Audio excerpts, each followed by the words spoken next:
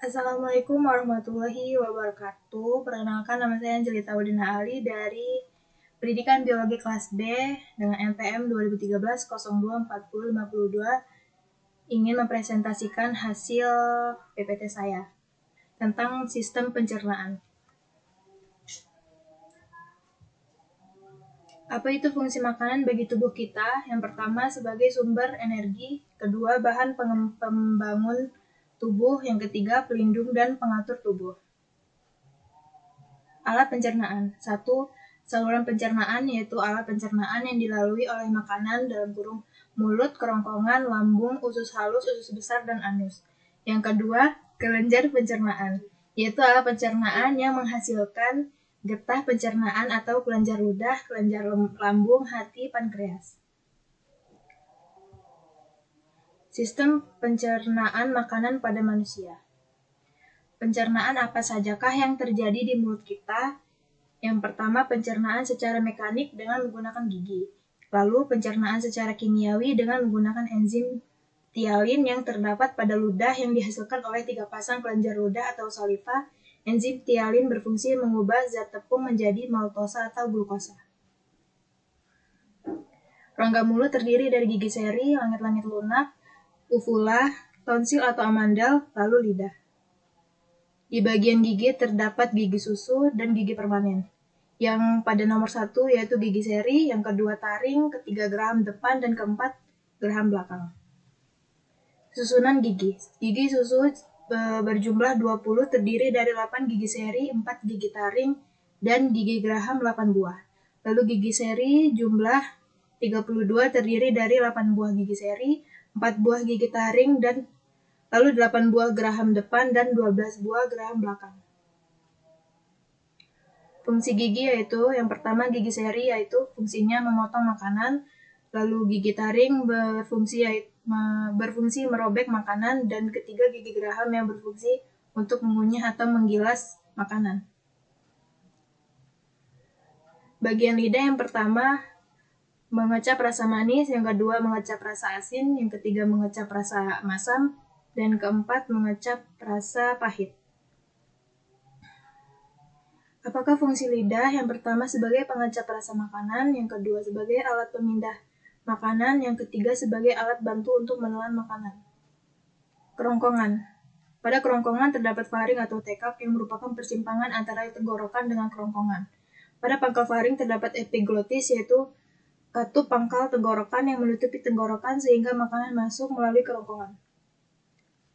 Ini adalah bagian dari kerongkongan. Kerongkongan. Makanan dari kerongkongan menuju lambung karena adanya gerakan peristaltik pada 2/3 bagian bawah kerongkongan, lalu gerak peristaltik berfungsi untuk mendorong makanan hingga ke anus. Ini adalah gambar mekanisme gerak peristaltik.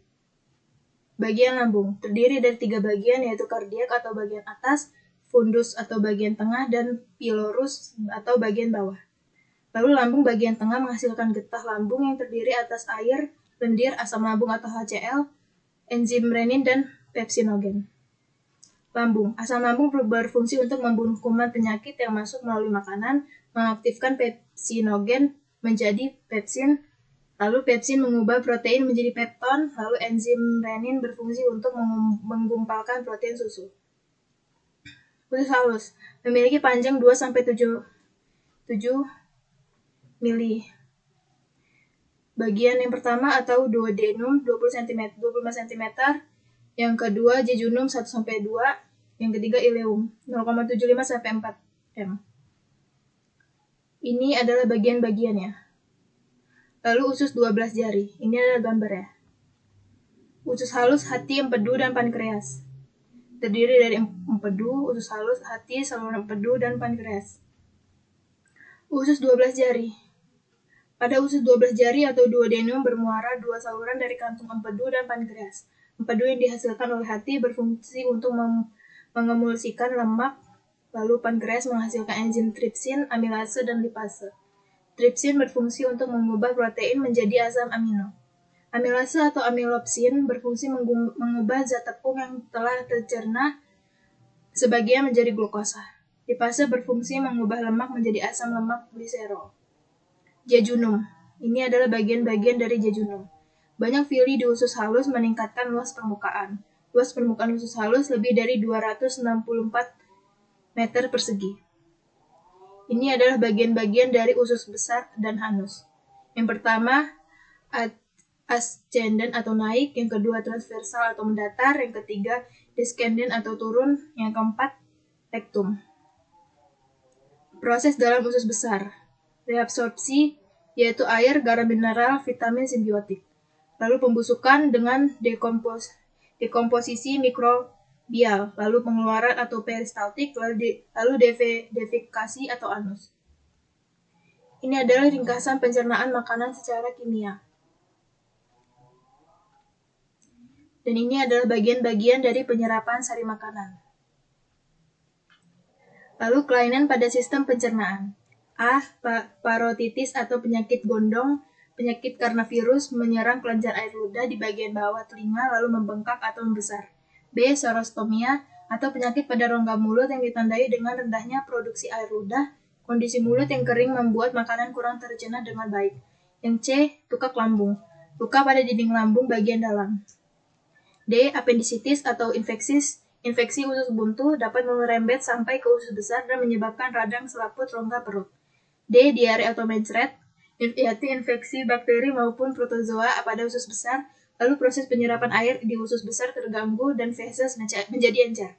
F. Konstipasi atau sembelit, yaitu penyerapan air di dalam usus besar terjadi secara berlebihan, akibatnya feses menjadi sangat padat dan keras sehingga sulit dikeluarkan. Terima kasih, berikut telah saya sampaikan PPT hasil kerja saya, kurang lebih saya minta maaf. Terima kasih. Wassalamualaikum warahmatullahi wabarakatuh.